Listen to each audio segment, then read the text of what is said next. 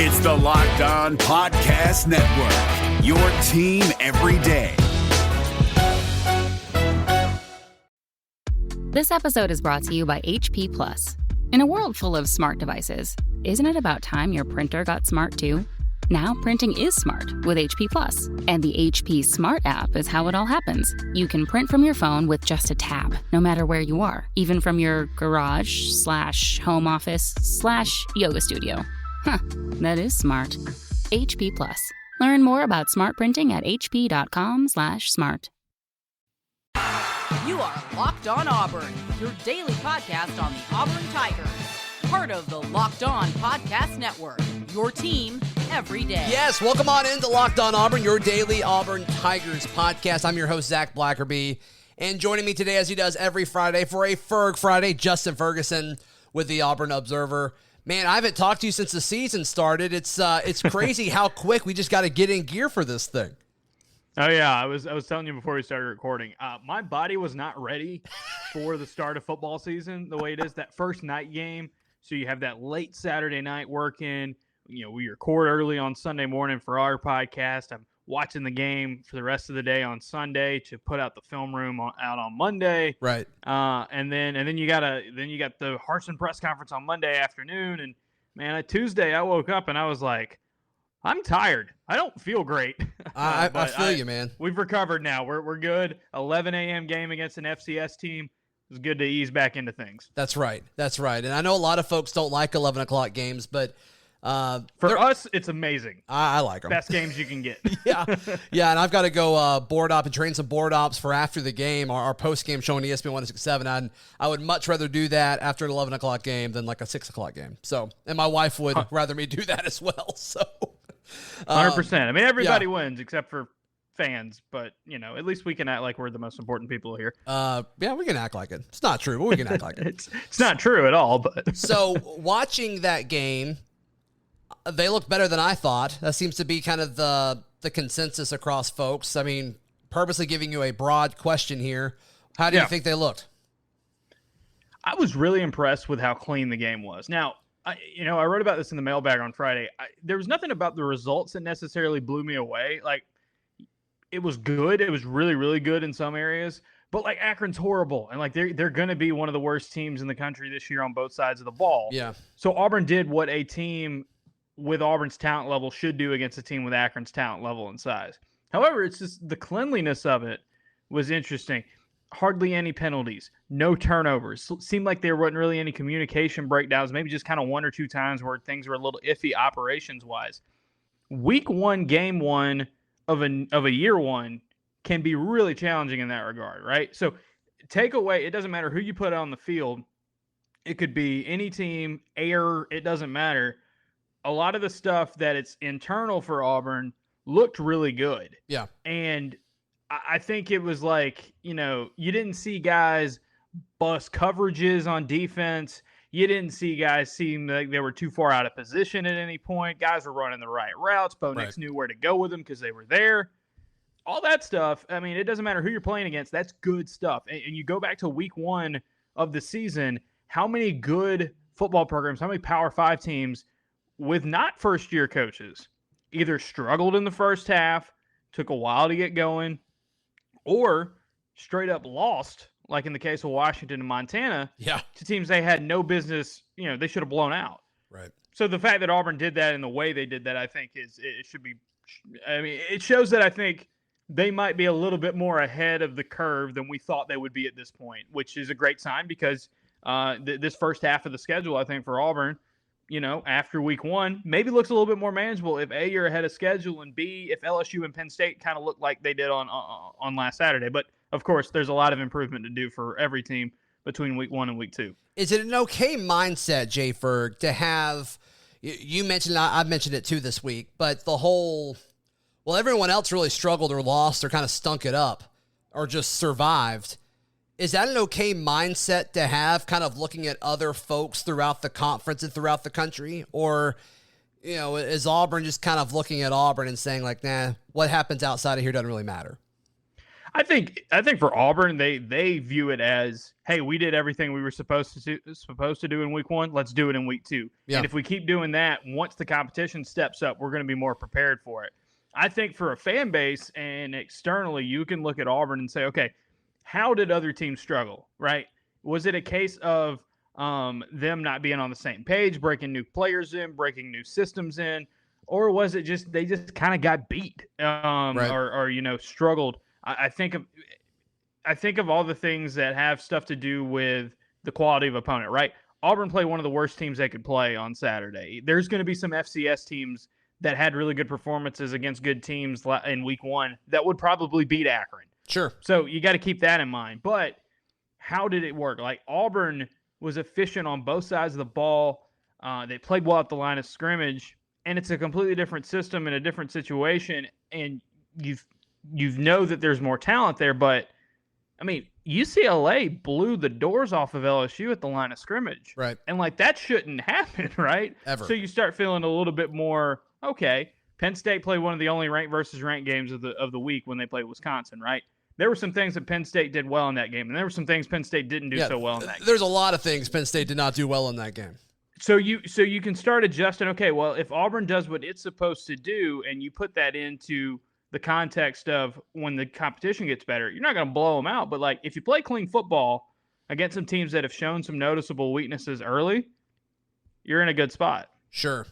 And it was such a refreshing thing for Auburn folks to see a team come out week 1 and look sharp. I mean, you and I both liked Gus. You and I both said a lot of good things about Gus. But right. One of his critiques from Auburn fans and folks throughout the SEC was, it seems like it always took him 5 or 6 games to figure things out.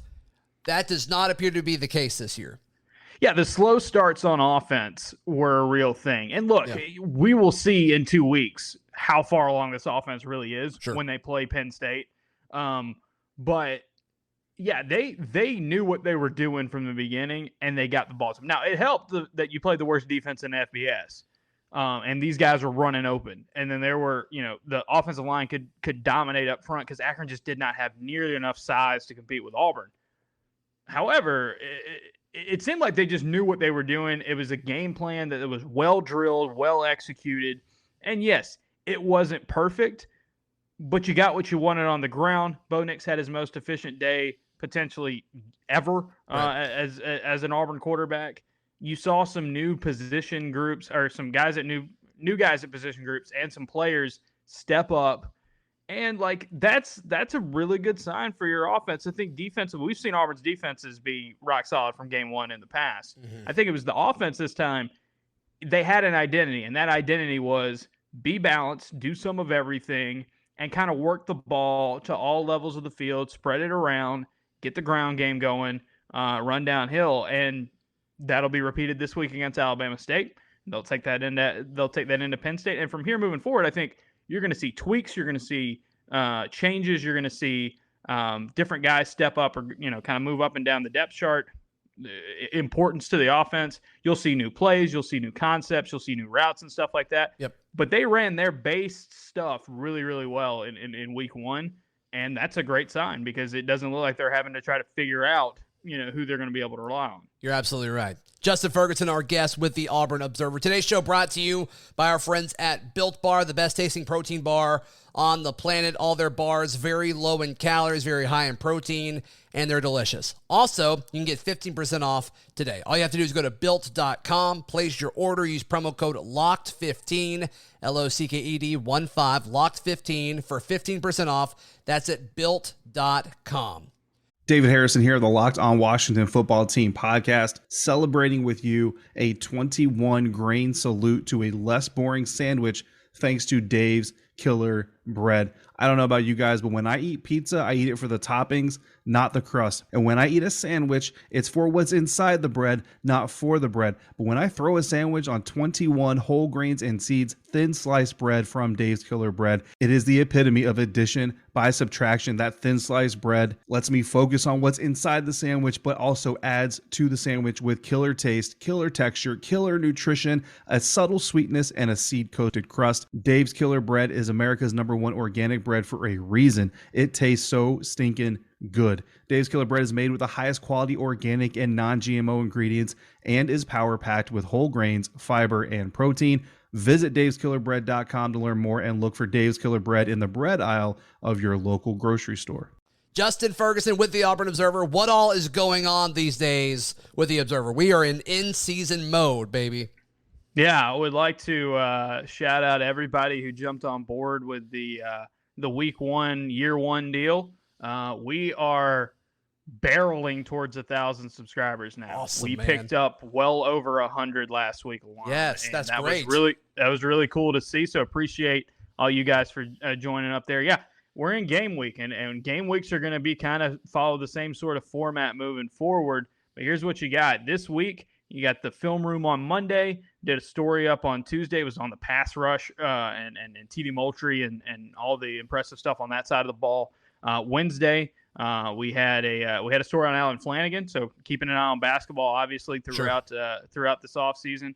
Podcast with Dan Peck joined Painter and I to preview week 2 and have some fun there. That was for our subscribers. Mailbag's up on Friday, and then Saturday. Either Saturday night or Sunday morning, you will get post-game observations, thousands and thousands of words of what we just saw, kind of breaking it down for you in a lot of different ways. And then we do a recap podcast on Sunday. Usually comes out around noon on Sundays wherever you listen to podcasts. So if you want all of that sent to your email inbox, it's pretty much something every single day at about 6 a.m. Central Time. Go to auburnobserver.com, sign up. $6 a month or $60 a year, get you access to it. And once you're in and you're paid, everything we do gets sent to your inbox so you can read it and you can listen on your own time. You don't have to wait for a link or you don't have to go to a website. Right. We send it straight to you. Yeah, and something I said about your work in the past that I want people to know is Justin's goal in his writing is to make you a smarter fan about all things Auburn sports, Auburn football, and Auburn basketball. And a prime example is his film rooms. He does such a great job teaching folks what is happening on the field. Like one of the things that you pointed out, Justin, that I'd love to talk about in your Monday film room was all of the motions involved in this offense. Looks a little different, and we've talked about that before. Pre-snap, we kind of talked about the pre-snap stuff on offense through the lens of Bo Nix and what all it means. But what all did you see happening pre-snap that stood out to you Saturday? It was a wide variety of motions. Motion is the hot thing in football at all levels. I follow some people who cover the NFL and write about the NFL in some really high level detail. And one of the big things for them now is if you're not doing pre-snap motion a lot, you're really hurting yourself because you can do so much with it, right? You affect defenses. You can overload certain spots. You can read defenses better with it before the snap. And what we saw, even though this was kind of a vanilla offense on Saturday from Auburn, saw a ton of pre-snap motion. Yeah. I can't remember the exact number off the top of my head, but the first team snaps, a lot of pre-snap motion there. And it was a variety of guys. You saw halfbacks going into orbit motion.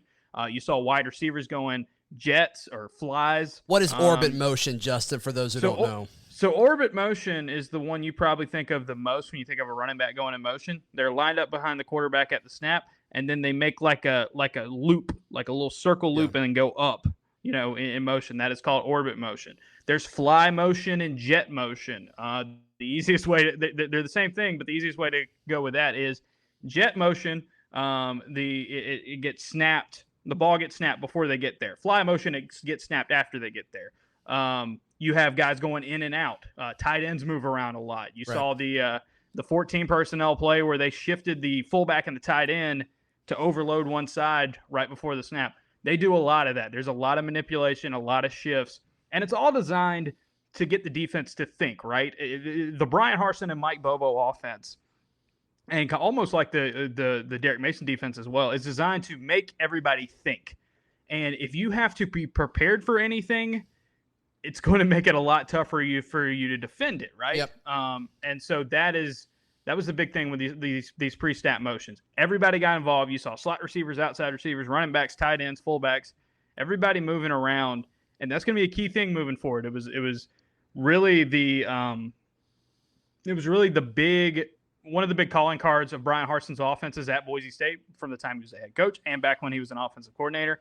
And it's kind of the new wave of pro-style offenses. I tell Auburn fans, they ran a ton of shotgun on Saturday. Only a few plays were under center. So when you think pro style, don't think I formation, fullback, everybody going under center, running downhill. Think of pro style offenses. I think the best examples of it are look out on the West Coast, where in the NFL, where you see the San Francisco 49ers and the Los Angeles Rams. Sure. They do a lot of multiple stuff, varied things like that. A lot of shifts, a lot of personnel changes and formation. Maybe not as much with the Rams, but definitely the Niners. Mm-hmm. And I think there's a lot of similarities between the two groups. That's what you got to start thinking of, and not just think, oh, pro style, it's going to look like old school football. Not always. Right. Yeah, and I think the cool thing about all of this is, and not to bring up Gus again, but like the jump from that type of preparation for the offense to what we saw on Saturday, and you have to assume it will get more complex when they play a better team like Penn State in a few weeks, and then when they go on the road to LSU, of course. There's just a lot more information that these guys are having to take in to get ready for these games. And we talked about all offseason how much more complex the system's going to be, but they seem to handle it great. And Harsin talked about it in his presser earlier in the week about how there were like no mental mistakes. Like to be able to put that on the field for the first time when it's all just kind of been theory so far and there be no mental mistakes is pretty incredible. Right. And it just builds on it moving forward. And I think it's a lot of like this offense is going to be built, and defense is going to be very game plan centric, right? It's going to be based on the opponent. That is more of the NFL style, more of the pro style type of way of going at it. There's some really good college offenses and defenses throughout the country. Yeah. I think of Oklahoma as one of them. Yes, they do game planning and they do stuff like that, but a lot of it is like what you're going to get out of them. Oklahoma maybe only runs like 7 or 8 plays on offense. They're going to drill it in there and then get it humming. Right. And when Auburn's offense and defense under Gus Malzahn worked, it was kind of the same way, right? You knew what was coming. It was just, can we out execute you and beat you in those areas? This one's going to be more, I think, adapted to who you're playing, what their tendencies are, what our tendencies are, tweak, adapt, and go on that moving forward. Because if you're an offense that has no problem going 5 wide and no problem going goal line heavy and going back and forth and being heavy and throwing deep off of it, or spreading it out wide and running downhill with it, that makes you a team that's going to be tougher to game plan for, and it'll make it easier for you to game plan for certain teams. You don't have to jam your own philosophy into, okay, how are we going to make this work against this defense? It's like, okay, this is what they do. Here's what we can do to beat that. Right. Yeah, I think it's going to be awesome to watch. Today's show brought to you by Stat Hero. We've all heard of daily fantasy sports. If you haven't gotten into it, this is a great opportunity to. But did you know that 85% of people who play daily fantasy sports lose? And this is how Stat Hero works to kind of take advantage of that. They show you their lineup, then it's you against the house. So if you think you can put together a daily fantasy sports lineup to beat the house at Stat Hero, all you have to do is go to stathero.com/lockedon and sign up for free right now, and you get 3 times back on your first play. Free money. They're giving you 300% match. That's unheard of. Go to stathero.com/lockedon. That is stathero.com/lockedon. Chris Gordy here from Locked On SEC, and I'm here to tell you guys throughout this college football season, you want to have the greatest sound experience you can have, and that's with our friends at Sonos. Sonos is the official sponsor of ESPN College Football, and that means they're going to deliver to you the clearest, crispest sound when it comes to sports. I have the Sonos Arc, and it is the most immersive soundbar out there. If you want to literally feel like you're on the field or in the stadium, the Sonos Arc will take you there. When the game is over, if you want to flip on a movie, the Sonos Arc is unbelievable when it comes to vocal clarity, the projection from the bass. It will change your home viewing experience for the better. I even use it when I fire up my Xbox. Sonos puts you in the game like you've never seen or heard before. You can use it with all your streaming services as well, and it is super easy to set up the Sonos Arc when you use their app. Fits nicely in your home no matter what your TV setup is. I guarantee you want to have one of these throughout the college football season. As I mentioned, Sonos is the official sponsor of ESPN College Football. Go to Sonos.com to learn more. Justin Ferguson, our guest. So my biggest question to you now, I guess, is, okay, we got a lot of information about this team this past Saturday, Jay Ferg. What do you think will be the biggest difference or the biggest focus heading into tomorrow's game? I think it's going to be a lot of just tightening it up. They might add some more things, but like you can kind of be vanilla on offense and on defense and still be good. I think, somebody asked me, what's the biggest, the biggest improvement comes from week 1 and week 2. Where's the improvement? I think generally it's just getting more comfortable in this offense, getting more comfortable in this defense. I think you're going to see guys getting to play with a little bit more. They'll be able to kind of cut it loose a little bit more. I think if there's one specific move that I would say, okay, maybe they'll do better on this, I would think it's the secondary. That's probably the one group from Saturday where you're like, yeah, they probably could have tightened it up more.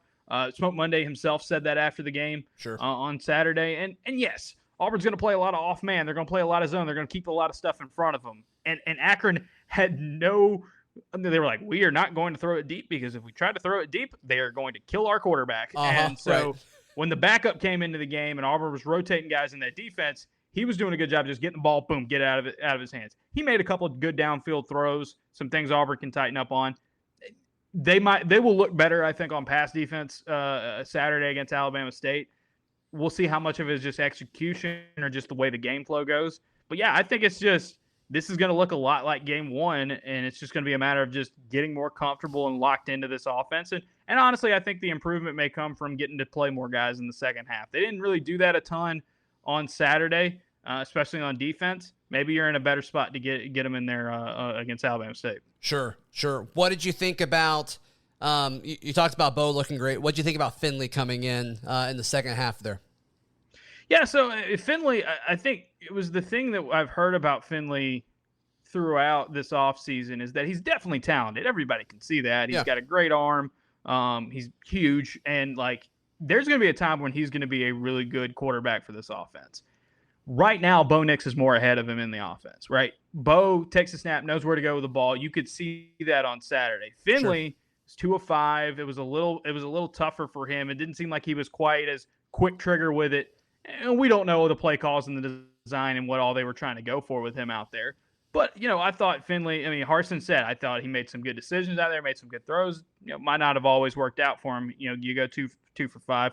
I think it's very effective that you have a 6'7" quarterback that you can get him to go under center and get that quarterback sneak. That might be something they could use down the road. How do you stop that? What? Yeah, exactly. Here's the other thing. That running back group between Tank and Sean Jackson and Jarquez Hunter, those are 4 dudes that are going to be hard to bring down anyway. But, yeah, there's something that's like, I need a yard. Here, you're 6'7", and you have the shortest distance to go. Yeah, you have the shortest distance to go of anyone. But no, I think Finley, it just showed that, yes, he's got potential, and there's a lot to like about him moving forward. But Nick's had the head start in this offense. He had several months of a head start. He's got a whole year of experience ahead of him, or ahead of Finley. Right. And I think it was just very obvious in the way that was working out. And so that's why they trusted him to, be with the first team. And whereas Finley, he's just got more work to do. And I think we heard at the end of fall camp, the light was starting to come on for Finley, and he was starting to click. And I think that'll continue to happen. But I think that game really reinforced why Nix is the guy right now. Do you think we see more Jarquez Hunter tomorrow? I think there's a really good chance for that. I think Auburn really wanted to establish the fact that they wanted to get Tank Bigsby the ball and give him what he had, probably 10, 11, 12 touches in that game. Yeah. And they might do that again tomorrow because Tank can be a 100-yard guy on those against a weak opponent. Shout out to Sean Chavers, by the way. Touches the ball 3 times and scores on 2 of them. 2 of them were big plays, too. Great game from him. But, yeah, I think Hunter, he showed that, man, he's got it. He's got a lot of the when you look at a freshman running back, you can just see in the way they move and the way they accelerate, the way they cut, the vision, that you can be ahead of the curve. And this dude's been a diamond in the rough since he showed up for Auburn. But I did watch him, and yes, it's a very bad defense he was going up against, and he's going to go up against a bad defense tomorrow. But I kind of had flashbacks in that game to the 2011 Chick-fil-A Bowl when Auburn played Virginia. Yeah. If you remember correctly in that game, Trey Mason looked like he was shot out of a cannon every time he touched the ball, especially in the second half. He was the only remote bright spot the Auburn offense had in 2012, 1,000-yard season. And then, of course, he becomes a Heisman finalist in 2013. Not saying Hunter's going to follow that career path, but I did kind of get flashbacks of that's a freshman that's looking really, really good running the ball. And so, yeah, I think you could see more of him, and I think you could also to see Jordan Ingram get involved. I think you can see Sean Jackson get involved as well. Sean Jackson looks good. I mean, I thought he scored on the first touch he had. Yeah, I did too. And then they took him out. What's up with that? Well, I mean, I think they were just really wanting to establish Hunter there. But yeah, it'll be interesting to see how it goes. And I'm interested to see if Jordan Ingram. Ingram is a fascinating back to me because he's taller than the other guys in that room, and he's got, I think, a little bit more natural receiver ability about him. So I wonder if he could carve different offenses, of course, but early career Kerryon Johnson type of role might be something that you could see with him moving forward. But I mean, look, you're going to want to give the ball to Tank as much as you can. You want to give the ball to Sean Showers because he's super effective. And look, Jarquez Hunter's done exactly what we thought he was going to be heading into the season. Boy, they found a gem with him. There's no question about it. Justin, how can people sign up for the Auburn Observer, and what all do they get when they do so? AuburnObserver.com. You get about 4 or 5 newsletters a week, 2 podcasts a week as well, sent straight to your email inbox. AuburnObserver.com. $6 a month, $60 a year. Sign up, and it all comes in your inbox. Worth every penny, folks. Worth every penny. All right, we'll be back on Monday to talk about everything that happened over the weekend, and it'll be Penn State week. We've waited forever for it. It's almost here. Follow me on Twitter at @ZBlackerby, show on Twitter at Locked on Auburn, and on Instagram at Auburn Podcast. We'll see you Monday. This has been Locked on Auburn. Hey gang, Chris Gordy here, host of the Locked On SEC podcast, a daily podcast covering your favorite teams and the best conference ever. Not only do we cover all 14 SEC teams in depth, we also get some amazing guests, current players, former players, and the like. Football season is right around the corner. Will it be Georgia and Alabama in Atlanta this year? How many SEC teams will make it to the playoff? And oh yeah, how about adding Oklahoma and Texas to the mix? Listen to the Locked On SEC podcast every day on the Odyssey app or wherever you get your podcasts.